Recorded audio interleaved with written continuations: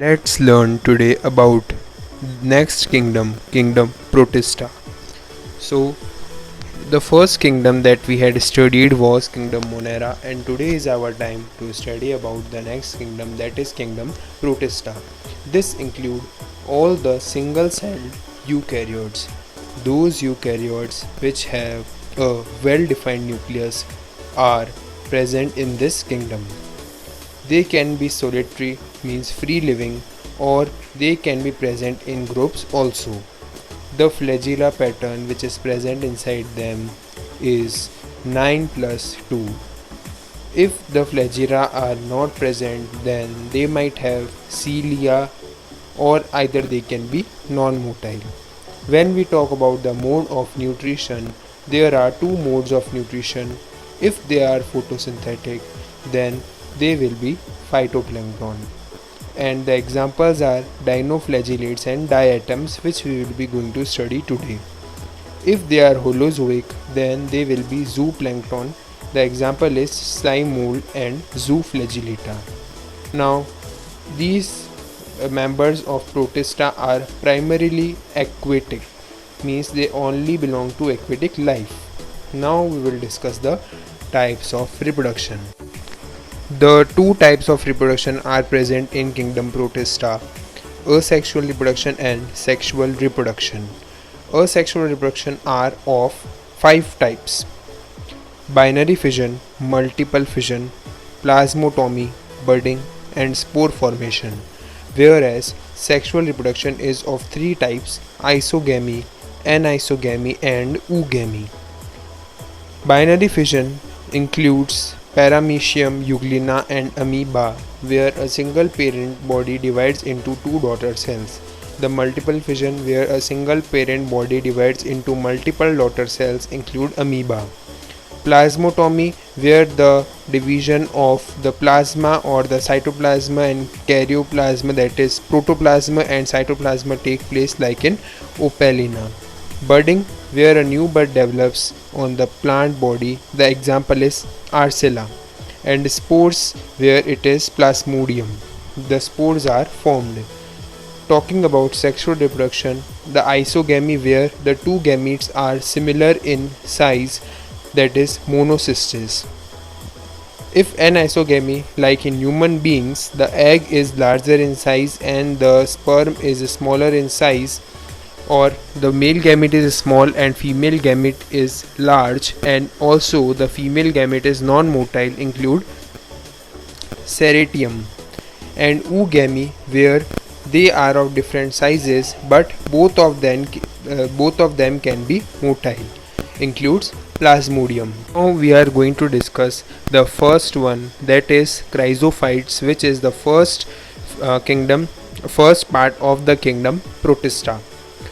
Chrysophytes include all the diatoms and golden algae. Now by the name we can say they can consist of two atoms, but it is not that. Diatoms are the scientific name which is given to the members which belong to chrysophytes. They are both freshwater and marine water living animals. They can be microscopic and they are also planktons. Planktons are those which float in water. They generally are photosynthetic in nature, means they use sunlight and other chemical nutrients present around them to produce their own food. They have two cell walls that are fitted in a soap box, and they are having silica with them. That's why they are very hard and hence they are indestructible. Because of the large deposition of the dead bodies of diatoms in the oceans, they had formed diatomaceous earth. Now, because of their gritty nature, means consisting of small pebbles, they are used in polishing, filtration, and making syrups. They also act as producers for the ocean animals, because since we have seen over here that they are generally photosynthetic, means using sunlight, here they are producers. Let's talk about in detail for diatoms, which is one of the important example of chrysophytes. So diatoms occur as phytoplanktons. Now these phytoplanktons are free living and they are phyto in nature, means they move in opposite direction to the flow of water. The cells are called of diatoms, the cells are called frustules. They have, if they are having radial symmetry, then the example include cycotella from centrioles, and if they have isobilateral symmetry, the example include pinnales from pinnales, and in that we have pinnularia. They don't have any flagella, and they also show the gliding movement with the mucilage secretion, means here no flagella is present inside them, and that's why we say that they only show the movement with the help of the mucilage that is present inside them. The cells are diploid, means 2n, and they have two types of reproduction: asexual reproduction and sexual reproduction. So here asexual reproduction include binary fission, whereas sexual reproduction include fusion of the gametes. Reserved food material is oil and also chrysoliminarian and leucosin, which are actually polysaccharides. The examples of the diatoms include triceratium or tricheratium, then Leurosigma and Navicula.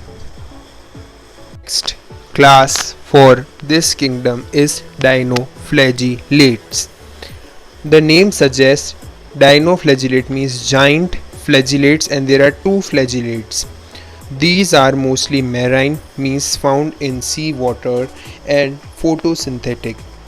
The colors include yellow, green, red, brown, and these are due to the pigments which are present, which gives the specific color to dinoflagellates.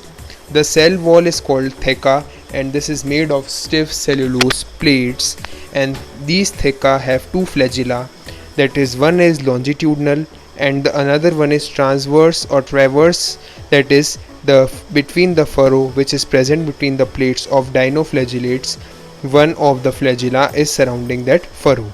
Example of red dinoflagellate is Gonuelex, and this causes the red tides in the oceans. It is due to the rapid multiplication, that is the form of asexual reproduction that it do in the oceans. It spreads into a huge surface area, which the whole sea appears red in color, leads to red tides. These dinoflagellates have some demerits, like they produce toxins which can kill the other animals present in the sea. The nucleus of these cells are called mesokaryon. The pigments that are present in these cells are chlorophyll A, chlorophyll C, alpha carotene, xanthophyll. These xanthophyll include dinoxanthine and pyridine. When we look at the structure of dinoflagellate, we see that there are two shells from which this dinoflagellate is made from. The upper shell is called as epivalve and the lower shell is called hypovalve. There are two flagella. First is surrounding this furrow between epivalve and hypovalve. This one flagella is the lateral flagella, and the second one that arises from the basal but continues to grow and there is no surrounding on the body is longitudinal flagellum.